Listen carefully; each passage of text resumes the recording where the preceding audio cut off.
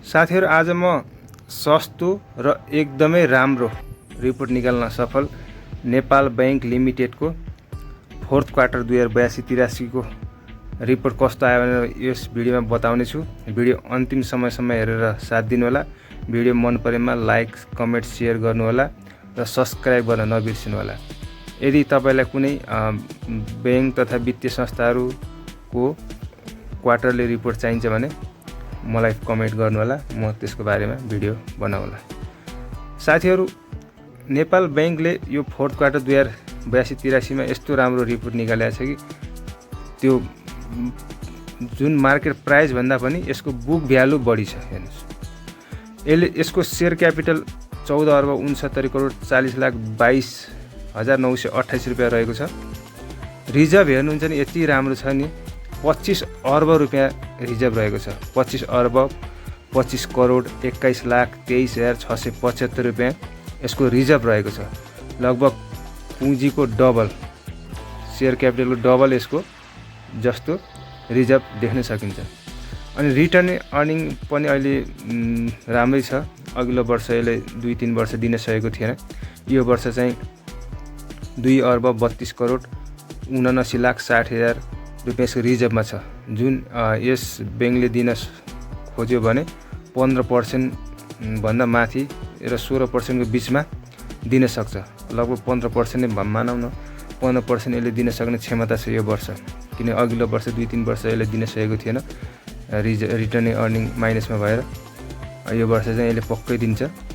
अनि इपिएस हेर्नु, इपिएस यस्तो राम्रो निकालेको छ 30 रुपैयाँ 83 पैसा, जबकि 600-700 रुपैयाँको बैंकको पनि यति इपिएस छैन, कमै छ। इपिएस एकदम राम्रो आएको छ। नन पर्फर्मिङ लोन पनि घटाएको छ अघिल्लो वर्षभन्दा, 4.18% रहेको छ।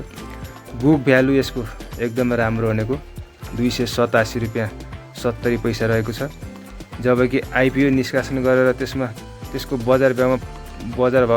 बजारमा आउँदाखेरि त्यसको पहिलो प्राइस भनेको बुक भ्यालुको 3 गुणासम्म ओपनिङ रेन्ज पाउँछ। जबकि यसको 287 रुपैयाँ बुक भ्यालु हुँदा यसको मार्केट प्राइस भने जम्मा 269 रुपैयाँ रहेको छ आजको दिनमा। हेर्नुस् कति सस्तो छ। अघिल्लो वर्ष केही समय यसले डिभिडेन्ड दिन नसकेको भएर यसको भाउ चाहिँ कम भएको हो। अब चाहिँ यसको बिस्तारै बढ्ने देखिन्छ। यदि तपाईले छ भने यो होल्ड गर्दा हुन्छ। यो वर्ष यसले डिभिडेन्ड पक्कै दिन्छ।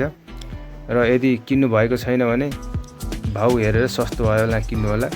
यो चाहिँ अब बिस्तारै यो रिपोर्ट राम्रो आउँदैछ।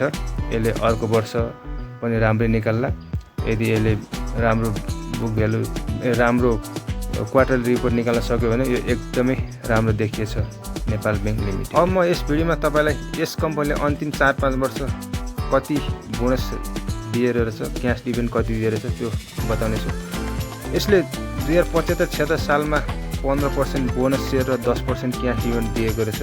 त्यस्तै 76-77 मा 12% बोनस शेयर र 4% क्याश डिभिडेन्ड दिएको रहेछ। 2077-78 मा 14% बोनस शेयर र 3% क्याश डिभिडेन्ड दिँदा 2078-79 मा 2% बोनस शेयर र 10% क्याश डिभिडेन्ड दिएको छ।